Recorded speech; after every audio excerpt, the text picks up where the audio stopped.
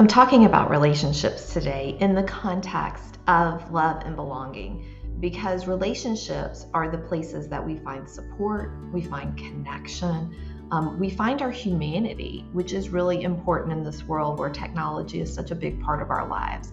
So what I like to do is really think about how relationships break down into kind of forming groups. You could almost think of these as concentric circles, but I'm going to use some objects to describe these for you. So thinking about relationships. So one is I'm holding up a small handcrafted coffee cup, and this represents the people that are closest to us. Typically, this is only like 1 to 5 people. If you don't have anybody in this bucket, something to consider. You may only have one person, that's okay. It's the people you can be the truest, most authentic version of yourself in all facets with. And so how often you talk to those people may vary, but this is really kind of bucket 1. Bucket 2, I've got a coffee tumbler that you can see is a little bit bigger than that coffee cup. And that's really representing kind of typically the people in our lives, anywhere from 5 to 20 people that we're kind of in what I would call regular community with. So this can be family members, work people, it can be neighbors, childhood friends. A lot of people can fall into these buckets. And so these are kind of the people we're regularly seeing and or keeping an eye on, or kind of know what's going on in their lives. The next bucket is going to be a little bit bigger, and I represent this with a big box.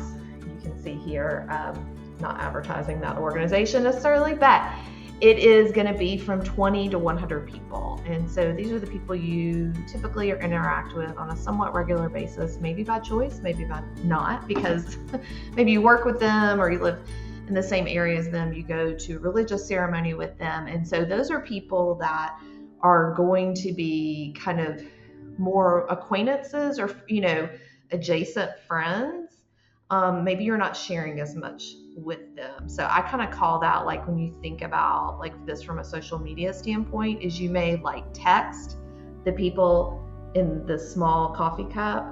You may have like a group chat, or may have a special group like on your social media where you're communicating with these people. And this is where you're starting to kind of get into like all the people you're friends with on social media, if that's helpful.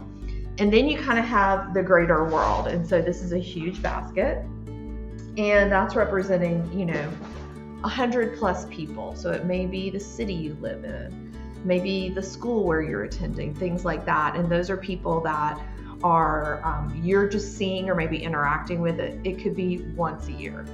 It could be the alumni from your high school, something like that. Those are just people in your community. And why it's important to think about this is how we share and connect with people in any of these kind of what I would call buckets or baskets is important. Because, for instance, if we're trying to be really close with maybe somebody who's in this big basket and they're not ready for that, we're going to get feelings hurt. I've had that happen to me before. And, if you're not willing to trust people, you may have very few people in these sections, right? So how we build love and belonging is building connections and understanding how to invest in the ways that this relationship gives us love, but how we also love in these relationships. Hope that's helpful.